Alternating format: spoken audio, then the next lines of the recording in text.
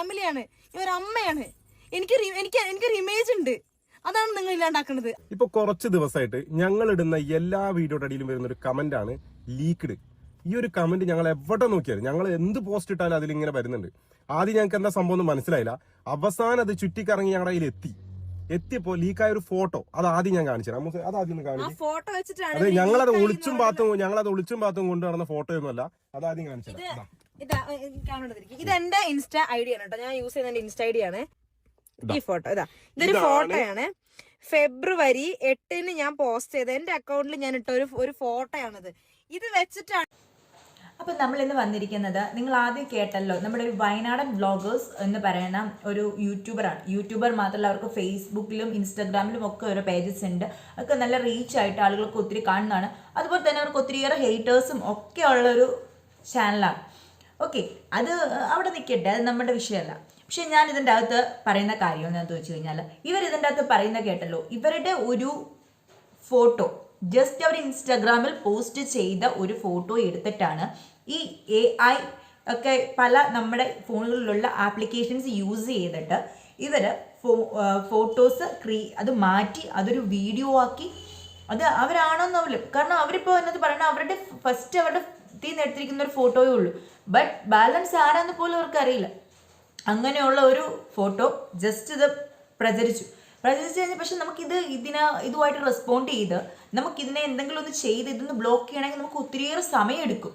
നമുക്കിതാർക്കും ഒന്നും ചെയ്യാൻ പറ്റില്ല. ആൻഡ് ആഫ്റ്റർ ഓൾ ആ ഒരു ടൈം കൊണ്ട് നമ്മൾ ഓർത്ത് നോക്കിക്കുക, നമ്മൾ ഏതെങ്കിലും ഒരു പ്രൊഫഷനിലാണ്, നമ്മൾ എവിടെ ഒരു സ്ഥലത്താണെങ്കിൽ നമ്മൾ അതിന് മാത്രം ബാഡ്ലി എഫക്റ്റ് ചെയ്യും. നമ്മൾ താമസിക്കുന്ന സ്ഥലത്ത്, നമ്മൾ പോകുന്നിടത്ത്, നമ്മൾ ജോലി ചെയ്യുന്നിടത്ത്, നമ്മൾ പുറത്തിറങ്ങിയ ആളുകൾ പലരും കാണുന്നുണ്ട്.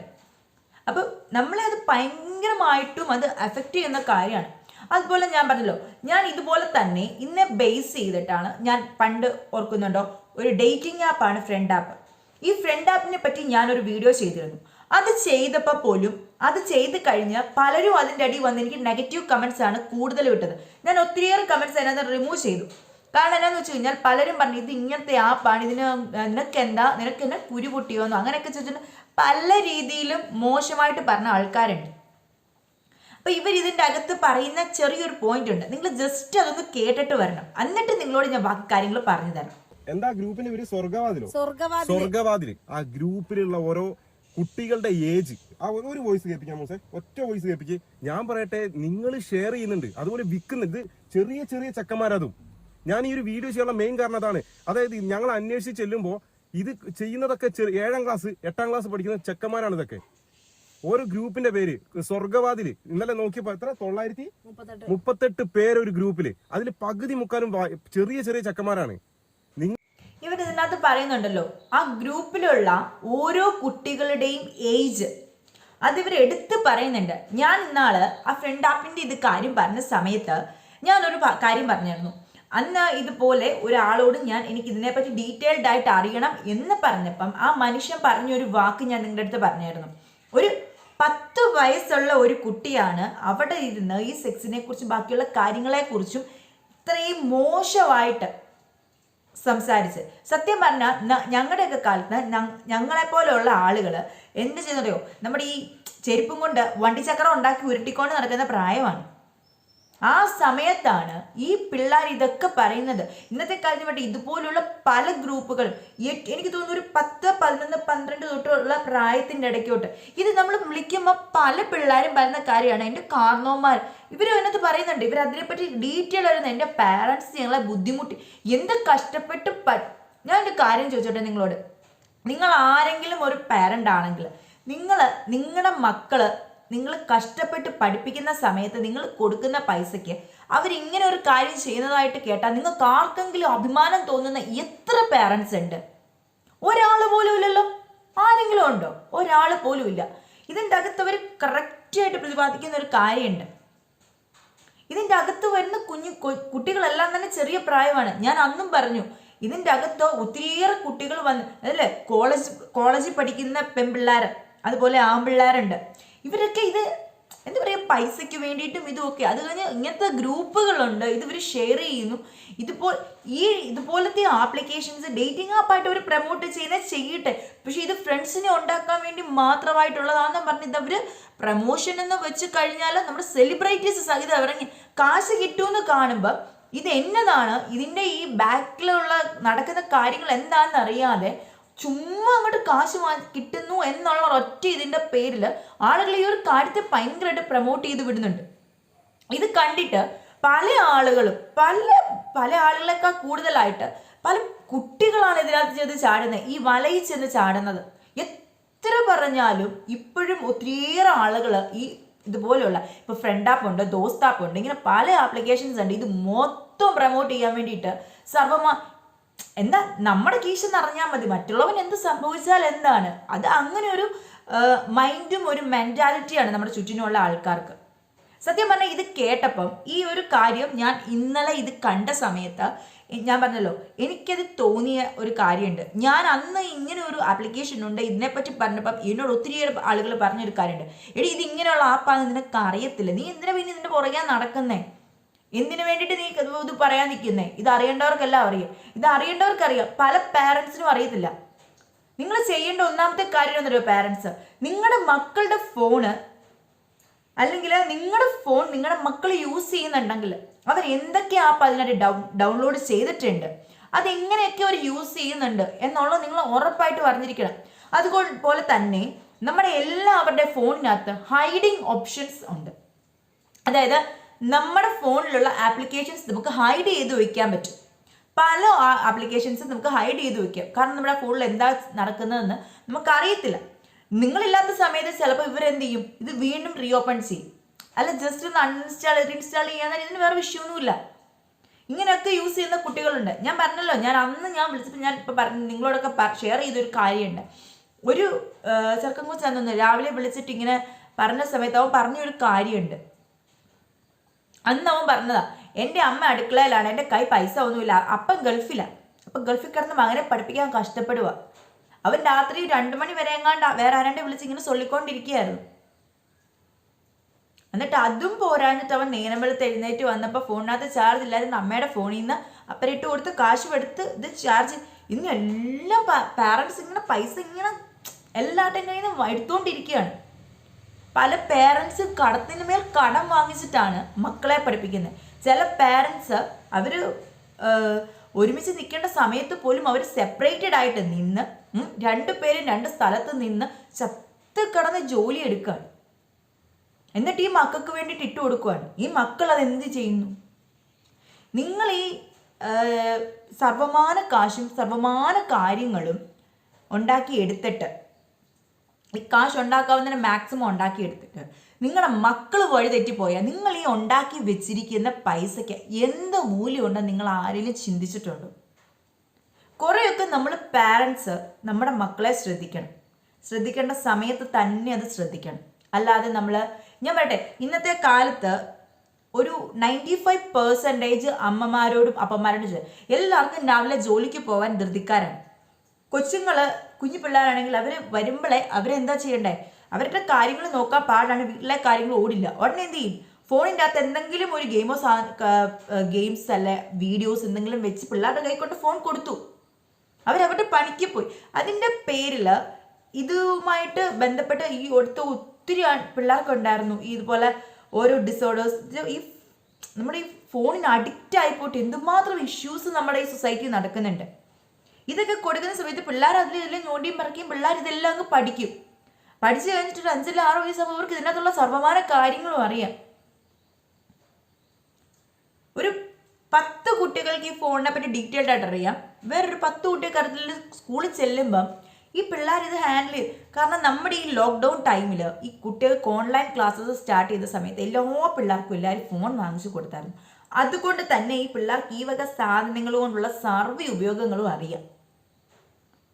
നമ്മൾ ശ്രദ്ധിക്കേണ്ടത് നമ്മുടെ മക്കളെയാണ്. അവരെ ശ്രദ്ധിക്കേണ്ടത് പോലെ നമ്മൾ നോക്കിയില്ലെങ്കിൽ അവർ വഴിതെറ്റിപ്പോവും. ഉറപ്പുള്ള കേസ് കേട്ടാണ്. ഞാൻ കേൾപ്പിച്ച മാപ്പ് പറയുന്നു, ഒരുത്തനല്ല ചെയ്തത് തെറ്റാണെന്ന് എനിക്കറിയാം, എന്തൊരു പറഞ്ഞാലും തീരൂലെന്ന് എനിക്കറിയാം. ചെറിയ ഞാൻ ഈ ചെക്കന്മാര് പറയുന്ന കാര്യം എന്റെ വീട്ടിൽ അച്ഛനില്ല, അല്ലെങ്കിൽ എന്നെ കഷ്ടപ്പെട്ടാ പഠിപ്പിക്കുന്നത്. കഷ്ടപ്പെട്ട് ഞാൻ ചോദിച്ചോട്ടെ, ഇതൊക്കെ അറിഞ്ഞുകൊണ്ട് നിങ്ങൾ എന്തിനാ ഇതൊക്കെ ചെയ്യുന്നത്? ചില ആൾക്കാർ പറയാ ഇത്ര ലക്ഷം കൊടുത്ത് എന്നെ പഠിപ്പിക്കുന്നുണ്ട്, കഷ്ടപ്പെട്ട് ലോൺ എടുത്താ പഠിപ്പിക്കുന്നത്. ഇതൊക്കെ പുറത്തറിഞ്ഞ എന്റെ വീട്ടുകാരറിഞ്ഞ എനിക്ക് പിന്നെ അങ്ങനെ പല പല കാര്യങ്ങൾ ചെറിയ ചെറിയ ചെക്കന്മാർ ഈ പറയുന്നത്. നിങ്ങൾ രക്ഷിതാക്കള് മക്കളെ ശ്രദ്ധിച്ചാല് ലൈഫ് ലോങ് കൂടെ ഉണ്ടാവും. ഈ മക്കളൊക്കെ വല്ലവരും ജയിലിൽ പോകും. വേറെ എന്തെങ്കിലും കാണിച്ചെന്തെങ്കിലും ആയിത്തീരും. പിള്ളേരല്ല, ഈ കുട്ടികളുടെ ഇടയ്ക്കാണ് ഇതുപോലുള്ള ഒത്തിരിയേറെ ഐഡീസും കാര്യങ്ങളും. ഫേക്ക് ഐഡീസിന്റെ കാലഘട്ടം ഇപ്പൊ എന്തുമാത്രം. നമ്മളിപ്പോ നമ്മുടെ ഒരു യൂട്യൂബില് അല്ലെങ്കിൽ ഒരിടത്ത് നമ്മൾ ഒരു വീഡിയോ ഇട്ട് കഴിഞ്ഞാൽ ഏറ്റവും കൂടുതൽ ചിലപ്പോൾ റെസ്പോൺസ് വരുന്ന ഫേക്ക് ഐഡീസിൽ നിന്ന്. സ്വന്തം ഐഡീസിൽ നിന്ന് ഒരു റെസ്പോൺസ് ഇടുന്ന ആളുകൾ വളരെ കുറവാണ്. മനസ്സിലായോ? അപ്പോൾ ഈ ഫേക്ക് ഐ ഡീസ് മോശം കമൻസ് കൂടുതലും വരുന്നത് എല്ലായിടത്തും. നമ്മൾ എവിടെ ചെന്ന് നോക്കിയാലും ഫേക്ക് ഐ ഡീസ്. അതുപോലെ ദൈവത്തെ ഓർത്ത് നിങ്ങൾ നിങ്ങളുടെ ഫേസ്ബുക്ക്, ഇൻസ്റ്റാഗ്രാം, ഇവിടെയൊക്കെ എല്ലാവരും ഇത്രയും ഫോളോവേഴ്സ് ഉണ്ടല്ലോ, ഇത്രയും ആളുകൾ ഞങ്ങളുടെ ഫ്രണ്ട്സാണെന്ന് അറിയിക്കാൻ വേണ്ടിയിട്ട് ഈ ഫ്രണ്ട്സിനെ കൂട്ടുന്ന ഒരു പരിപാടിയുണ്ട്.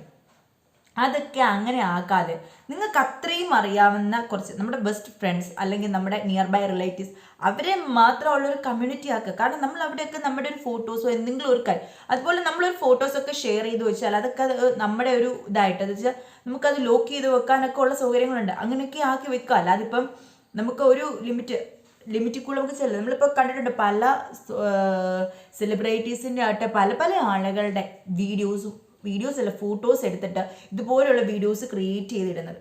അതുപോലെ നിങ്ങളിപ്പം വീട്ടിലിടുന്ന ചില ഡ്രസ്സസ് ഉണ്ട്, നൈറ്റിലിടുന്ന ചില ഡ്രസ്സസ്. ഞാൻ പറഞ്ഞല്ലോ ചില ഗേൾസ് ഷോർട്ട്സ്, സ്ലീവ്ലെസ് ആയിട്ടുള്ള ഡ്രസ്സസ് ഒക്കെ ഇടും. നിങ്ങൾ ഇട്ടോ, നിങ്ങൾ ഇടരുതെന്നും ഞാൻ പറയുന്നില്ല. നിങ്ങൾ വീട്ടിൽ കൂടെ അല്ലാത്തപ്പോഴൊക്കെ നിങ്ങൾ ഇട്ടോ. ദൈവത്തോർത്ത് നിങ്ങൾ അങ്ങനെ എടുക്കുന്ന ഫോട്ടോസ് ഒന്നും നിങ്ങൾ സോഷ്യൽ മീഡിയയിൽ കൂടെ പങ്കുവെക്കാതെ ഇരിക്കുക. എല്ലാവർക്കും ഇത് ബാധകമായ കാര്യം. കാരണം ഇങ്ങനെയുള്ള ഫോട്ടോസ് നമ്മളെടുത്ത് ഓരോ പെൺകുട്ടികളും എടുത്തിടും. അല്ലെങ്കിൽ ഇപ്പോൾ ഉള്ളൊരിതാണ് എന്താ ഭയങ്കര ട്രെൻഡിങ് ആണ്, കല്യാണം കഴിഞ്ഞു കഴിഞ്ഞാൽ ഒന്നെങ്കിൽ ഒരു ഫ്രഞ്ച് കിസ് കൊടുക്കുന്നു, അല്ലെങ്കിൽ കെട്ടിപ്പിടിച്ചിരിക്കുന്നു, അല്ലെങ്കിൽ ഉമ്മ കൊടുക്കുന്നു. ഇങ്ങനെ പല വീഡിയോസും ഫോട്ടോസും ഒക്കെ എല്ലാവരും അപ്ലോഡ് ചെയ്യുന്നതാണ്. ഇൻസ്റ്റാഗ്രാം, ഫേസ്ബുക്ക് തുടങ്ങിയുള്ള എല്ലാ സോഷ്യൽ മീഡിയയിലും അപ്ലോഡ് ചെയ്യുന്നതാണ്. നിങ്ങൾ ഇങ്ങനെയുള്ള കാര്യങ്ങൾ, ഇത് നിങ്ങളുടെ പ്രൈവസിയാണ്. നിങ്ങൾ അത് എല്ലാവരെയും തുറന്നു കാണിക്കാനൊന്നും ആരും പറയുന്നില്ല. നിങ്ങൾ ഇങ്ങനെയുള്ള കാര്യങ്ങൾ ഒരിക്കലും പുറത്ത് കാണിക്കില്ല. കാരണം എന്താണെന്ന് ചോദിച്ചു കഴിഞ്ഞാൽ അത് കാണുന്ന ആളുകൾക്ക് ഇങ്ങനെയുള്ള പല കാര്യങ്ങളും ചിലപ്പോൾ ചെയ്യാൻ തോന്നിയേക്കാം. ആ ഒരു ഫേസ് ഇത് കൊള്ളാം, ഇത് ഇച്ചിരി വല്ല ഇതായിട്ട് വെച്ച് കഴിഞ്ഞാൽ നോർമലായിട്ട് ഇങ്ങനെയുള്ള ആളുകളുടെ അക്കൗണ്ട് ഒരു ഇൻസ്റ്റാഗ്രാം അല്ലെങ്കിൽ ഫേസ്ബുക്ക് ഐ ഡി കയറുമ്പോൾ ഇങ്ങനത്തെ ഇഷ്ടംപടി വീഡിയോസ് കാണും ഫാമിലി ആയിട്ടുള്ള. കാണുന്നവർ പലതും ക്രിയേറ്റ് ചെയ്തൊരു വീഡിയോയും കൂടെ വന്നു കഴിഞ്ഞ് കഴിഞ്ഞാൽ നിങ്ങളുടെ ഫോട്ടോ വെച്ച് വന്നു കഴിഞ്ഞാൽ ആളുകൾ എന്ത് ചെയ്യും? നിങ്ങളിത് പറഞ്ഞു കഴിഞ്ഞാൽ സത്യമാണെന്ന് വിശ്വസിക്കുകയുള്ളൂ. അത് കള്ളത്തരമാണെന്ന് നമ്മൾ മറ്റുള്ളവരിലേക്ക് എത്തിക്കാൻ ഭയങ്കര പാടാണ്. നമ്മുടെ ഡ്രസ്സസ്, നമ്മുടെ കാര്യങ്ങൾ നമ്മൾ ഒരാളുടെ ഒരു ഇതിൻ്റെ മുമ്പിൽ പ്രസൻറ്റ് ചെയ്യുമ്പോൾ എപ്പോഴും നമ്മൾ നല്ല ക്ലിയർ ആയിട്ട് പ്രസൻറ്റ് ചെയ്യുക, നല്ല രീതിക്ക് എപ്പോഴും നടക്കുക. അത് നമ്മുടെ ഒരു ഇതാണ്. മറ്റുള്ളവർക്ക് നമ്മളൊരു എന്താ പറയുക കാര്യം ചെറിയില്ലേ, നമ്മളൊരു കാര്യം ഇട്ട് കൊടുക്കാതിരിക്കുക. ഞാൻ പറയാം, ഇപ്പം ആണെങ്കിൽ പോലും ഞാൻ എപ്പോഴും എൻ്റെ ഹസ്ബൻഡിൻ്റെ അടുത്ത് ഇച്ചാൻ്റെ അടുത്ത് ഞാൻ ചോദിക്കാറുണ്ട്, ഇച്ചായന് ഒരു വാട്സപ്പിൽ പോലും ഒരു DP ഇടുന്നിടത്ത് പുള്ളിയുടെ സിംഗിൾ ഫോട്ടോയാണ് പുള്ളി ഇടുന്നത്. ഞാൻ എപ്പോഴും ചിലപ്പോൾ ചോദിച്ചിട്ടുണ്ട് ഇതെന്താ ഞാനും ഇച്ചായനും കൂടെ നിൽക്കുന്നു, അല്ല നമ്മളെല്ലാവരും പിള്ളേരുടെ കൂടെ. അപ്പോൾ ഇച്ചായൻ പറയുന്ന ഒരു വാക്കുണ്ട്, എടീ ഞാൻ ഇരിക്കുന്ന പ്രൊഫഷനും ഞാൻ ആയിരിക്കുന്ന ഒരു സിറ്റുവേഷനും ഞാൻ പലർക്കും പല കാര്യങ്ങളും പല ക്വയറീസിനും ഒക്കെ ആയിട്ട് പലരും എന്നെ വിളിക്കുകയും കോണ്ടാക്ട് ചെയ്യുകയും ഒക്കെ ചെയ്യുന്നതാണ്. അതുപോലെ എൻ്റെ വാട്സപ്പിലാണെങ്കിലും ഒത്തിരിയേറെ ആളുകൾ പല പ്രിസ്ക്രിപ്ഷൻസും കാര്യങ്ങളും എല്ലാം ചോദിച്ചുകൊണ്ട് എല്ലാവരും വിളിക്കുകയും ഒക്കെ ചെയ്യുന്നതാണ്.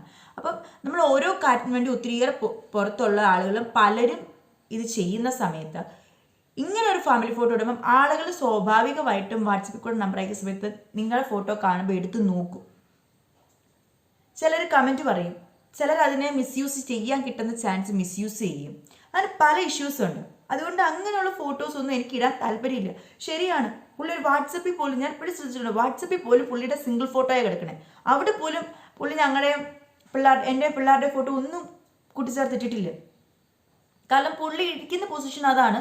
ആ ഒരു ഇത് നിന്നുകൊണ്ടേ പുള്ളിക്കാരനെ അതുപോലെ ആൾക്കാർ കോണ്ടാക്ട് ചെയ്യുന്നിടത്ത് പുള്ളിക്ക് ഒരിക്കലും ആ ഒരു ഇതിലേക്ക് ചേർക്കാൻ പറ്റില്ല. നേരെ തിരിച്ച് ഞാൻ എൻ്റെ ഇതിൽ ഇച്ചാനും ഞാനും പിള്ളേരും ഒക്കെ നിൽക്കുന്നില്ല.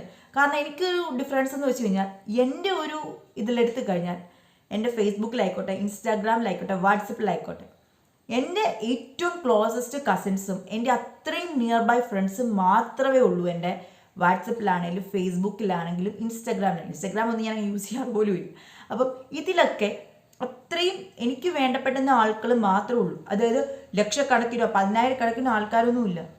100-500 പേരോ അല്ലെ 10-200 പേര്, 1000 പേർക്കൊക്കെ താഴെ ഉള്ളൂ. കാരണം നമുക്ക് അത്രയും ഡീപ്പായിട്ട് അറിയാവുന്ന, നമ്മളെ അത്രയും മനസ്സിലാക്കുന്ന നമ്മുടെ വീട്ടിലുള്ളവർ, അതുപോലെ നമ്മൾ കോളേജിലും സ്കൂളിലും പഠിച്ച സമയത്ത് നമ്മുടെ ഏറ്റവും ബെസ്റ്റ് ഫ്രണ്ട്സ് ആയിരുന്ന കുറേ ആളുകൾ, ഇവർ ഇത്രയും പേര് മാത്രമേ ഉള്ളൂ. അതിൽ കൂടുതൽ ആൾക്കാരെ ഞാൻ കൂട്ടിയിട്ട് പോലും ഇല്ല അതിൻ്റെ അകത്ത്. ഇപ്പം ഞാൻ അവിടെ ജൂനിയറായിട്ട് പഠിച്ചപ്പോൾ എൻ്റെ സീനിയറായിട്ട് പഠിച്ച ആൾക്കാരെ ഒന്നും ഞാൻ കൊണ്ട് എൻ്റെ ഫ്രണ്ട്സ് ആക്കിയിട്ടൊന്നുമില്ല. അങ്ങനെയുള്ള ആരും തന്നെ ഇല്ല. അല്ലെങ്കിൽ എനിക്ക് എന്തെങ്കിലും അത്രയ്ക്ക് അത്യാവശ്യമുള്ള ചില നമ്പേഴ്സാണ്, അത് മാത്രമേ ഞാൻ കൂടുതലായിട്ട് സേവ് ചെയ്തിട്ടുള്ളൂ. ഞാൻ ജോലി ചെയ്തുകൊണ്ടിരുന്ന സമയത്താണെങ്കിൽ പോലും, ഞാൻ ജോലി ചെയ്തുകൊണ്ടിരുന്ന സമയത്ത് ഞാനുമായിട്ട് ഏറ്റവും കൂടുതൽ കമ്പനിയായിട്ട് നിന്ന കുറച്ച് ആളുകളുണ്ട്. എന്ന് വെച്ചാൽ നമ്മൾ ആ സമയത്ത് നമ്മുടെ വാർഡിലും കാര്യങ്ങളൊക്കെ നമ്മൾ ഷെയർ ചെയ്യാനും ഒക്കെ ആയിട്ട് നിന്ന് കുറച്ച് അത്യാവശ്യം കാര്യങ്ങൾ നമ്മൾ ചെയ്യുന്ന സമയത്ത് നമ്മുടെ കൂടെ ഉണ്ടായിരുന്നു. അങ്ങനെയുള്ള ആളുകളുടെ നമ്പർ മാത്രമേ ഉള്ളൂ. അത് കൂടുതലൊന്നും എൻ്റെ കയ്യിലില്ല. എനിക്ക് തോന്നുന്നു എൻ്റെ വാട്സപ്പിൽ പോലും അറൗണ്ട് 500 മെമ്പേഴ്സിന് താഴെയുള്ളൂ. അത്രയും ചെറിയൊരു ലിസ്റ്റിലുള്ള ആൾക്കാർ. കാരണം ഞാൻ പറഞ്ഞല്ലോ, എൻ്റെയൊക്കെ ഫാമിലി എന്ന് പറഞ്ഞാൽ വലിയതാണ്. എൻ്റെ അമ്മ വീട്ടിൽ തന്നെ, എൻ്റെ അമ്മയുടെ വീട്ടിലൊക്കെ തന്നെ വലിയൊരു ഫാമിലി അതൊക്കെ. അപ്പോൾ അവരുടെയൊക്കെ തന്നെ ഒരു ഗാങ് വരുമ്പോൾ തന്നെ ഒരു അബൌട്ട് 200-300 ആൾക്കാർ ഞങ്ങളുടെ ഫാമിലി തന്നെ ഉണ്ട്. അത്രയും റെയറായിട്ട്. എന്നാൽ പോലും ഞാൻ പറഞ്ഞല്ലോ, ഞങ്ങളുടെ ഒരു പേഴ്സണൽ മൊമെൻറ്റ്സോ, ഞങ്ങളല്ലാതെ ഒരുമിച്ച് നിൽക്കുന്ന ഞങ്ങളുടെ ഒരു സ്പെഷ്യൽ ടൈംസോ അങ്ങനെയുള്ള ഒരു കാര്യങ്ങളൊന്നും ഞങ്ങൾ ഒരിക്കലും പബ്ലിക്കലി എന്താ പറയുക അത് ചെയ്യാറില്ല. അതിൻ്റെ ആവശ്യമില്ല.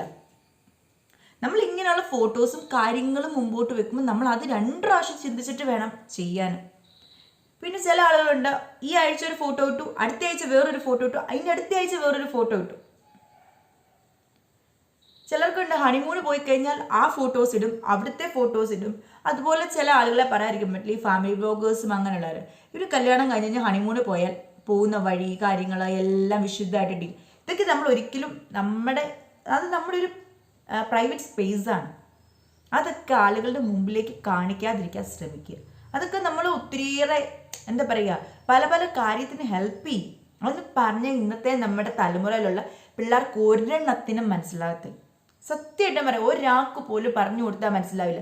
നേരെ തിരിച്ച് എന്തെങ്കിലും വന്ന് കഴിയുമ്പോൾ എല്ലാവർക്കും ഫ്രണ്ടിൽ വന്നിരുന്ന് ദേഷ്യപ്പെടാനും അതും ഇതും ഒക്കെ പറയാൻ എല്ലാവർക്കും 100 നാവാ. എന്നാൽ അതിന് മുമ്പിലേക്ക് പോകുന്ന സമയത്തുണ്ടാകുന്ന ചെറിയ ഇഷ്യൂസൊക്കെ ഉണ്ട്. അതൊക്കെ ഒന്ന് പറഞ്ഞാൽ അതങ്ങനെ ഒന്ന് ചെയ്യരുത് എന്ന് പറഞ്ഞു കഴിഞ്ഞാൽ ഇവർ ആരെ കൊണ്ടും ഇത് ചെയ്യാൻ പറ്റിയല്ല. ഇന്നിപ്പം വയനാടൻ വ്ലോഗേഴ്സിന് വന്ന സാഹചര്യം നമ്മളിൽ ആർക്കെങ്കിലും ഒരാൾക്ക് വന്നുകൂടായികയില്ല. നാളെ എനിക്കോ നാളെ കഴിഞ്ഞ് നമ്മുടെ അയൽക്കത്തുള്ള നമ്മുടെ റിലേറ്റീവ്സും നമുക്ക് അത്രയും വേണ്ടപ്പെട്ട ആളുകൾക്കോ വരാം. ഈ കേട്ടോണ്ടിരുന്ന നിങ്ങൾക്ക് ആർക്കെങ്കിലും ഓരോരുത്തർക്കും വേണമെങ്കിൽ വരാം, വരില്ല എന്ന് ഞാൻ പറയില്ല. പക്ഷെ നമ്മൾ നിൽക്കേണ്ട രീതിക്ക് നമ്മൾ നിൽക്കുക. പിന്നെ ഇതുപോലെയുള്ള കാര്യങ്ങൾ നമ്മൾ ഒത്തിരിയേറെ ശ്രദ്ധിക്കണം. അതുപോലെ നമ്മുടെ വീട്ടിൽ നമ്മുടെ മക്കൾ എന്ത് ചെയ്യുന്നു എന്നുള്ളത് ഓരോ പാരൻസും നിർബന്ധമായിട്ടും ചെക്ക് ചെയ്യേണ്ട കാര്യമാണ്. അവരൊരു ഫോൺ എടുത്തുകൊണ്ട് എവിടെയെങ്കിലും പോയി ഒരു മൂലയ്ക്ക് ഇരിക്കുന്നുണ്ടെങ്കിൽ അതെന്താണ്, അവരെന്ത് ചെയ്യുന്നു എന്നുള്ളത് നമ്മൾ കണ്ടെത്തിയിരിക്കണം. കാരണം അവിടെ എന്താണ് കാണിച്ച് കൂട്ടുന്നതെന്ന് നമുക്കറിയില്ല. നമ്മൾ അതുകൊണ്ട് അത് ഏറ്റവും കൂടുതലായിട്ട് ശ്രദ്ധിക്കാൻ ശ്രമിക്കുക. ഇല്ലെങ്കിൽ നമ്മുടെ മക്കൾ നമ്മുടെ കയ്യിൽ നിന്ന് പോയിട്ട് നമ്മളിരുന്ന് വലിയവായിലിരുന്ന് കരഞ്ഞിട്ട് ഒരു കാര്യവുമില്ല. ആരും നമ്മളെ സഹായിക്കാൻ വരില്ല. നഷ്ടം നമുക്ക് മാത്രമാണ്. ഇന്നിപ്പോൾ പലരും ഇത് കേട്ടിട്ട് പലരും നെഗറ്റീവ് കമൻറ്റ്സ് ആയിട്ടുണ്ട്. ഉള്ള കാര്യം ഞാൻ പറയാം, നിങ്ങളുടെ മക്കൾ ഈ ഒരു സാഹചര്യത്തിൽ നിന്നിട്ട് നിങ്ങളുടെ മക്കൾ ഇങ്ങനെ വഴിതെറ്റി പോയി കഴിഞ്ഞാൽ നിങ്ങളിൽ എത്ര പേര് സന്തോഷിക്കും? അല്ലെ നിങ്ങളുടെ മക്കളെ ഇതുപോലുള്ളൊരു കേസ് കെട്ടിന് ആരെങ്കിലും പിടിച്ചിട്ട് നിങ്ങളുടെ മുമ്പിൽ കൊണ്ടുവന്ന് നിർത്തിയാൽ നിങ്ങളിൽ എത്ര പേർക്ക് ഇത് കേട്ടിട്ട് സന്തോഷം തോന്നുന്നവരുണ്ടായിരിക്കും? ഇപ്പം നമ്മുടെ മക്കളാണ് നമുക്ക് വിഷമം തോന്നും അല്ലേ? മറ്റുള്ള ഒരാളുടെ കേൾക്കുമ്പോൾ നമുക്ക് തോന്നാത്തതിൽ കൂടുതൽ നമ്മുടെ സ്വന്തം. അതാ പറയുന്നത്, നിങ്ങളുടെ മക്കളെ നിങ്ങളായിട്ട് സൂക്ഷിക്കുക. ഇല്ല വേറെ ഏതെങ്കിലും രീതിയിലേ പോകും. കാരണം കോളേജിൽ പഠിക്കുന്നതായിക്കോട്ടെ, സ്കൂളിൽ പഠിക്കുന്നതായിക്കോട്ടെ, ഇതിൽ പറഞ്ഞാൽ നമ്മുടെ വീട്ടിൽ പിള്ളേർക്ക് മാക്സിമം ഫോൺ ഹാൻഡിൽ ചെയ്യാനുള്ള അവസരം കൊടുക്കാതിരിക്കുക.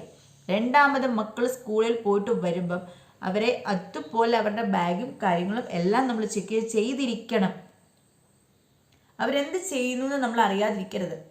അവരുടെ ഒരു കുഞ്ഞു കുഞ്ഞു പ്രവർത്തികളും കാര്യങ്ങളും എല്ലാം നമ്മൾ നിരീക്ഷിച്ചുകൊണ്ടിരിക്കണം. കാരണം നമ്മുടെ പിള്ളേരാണ്, ഇന്നത്തെ തലമുറയാണ്. പണ്ടത്തെ തലമുറയിൽ ഒരു 5ലും 6ലും പഠിക്കുന്ന കൊച്ചെന്ന് വെച്ച് കഴിഞ്ഞാൽ പൊട്ടനെന്ന് വേണേൽ നമുക്ക് വിളിക്കാം, ഒന്നുമല്ല.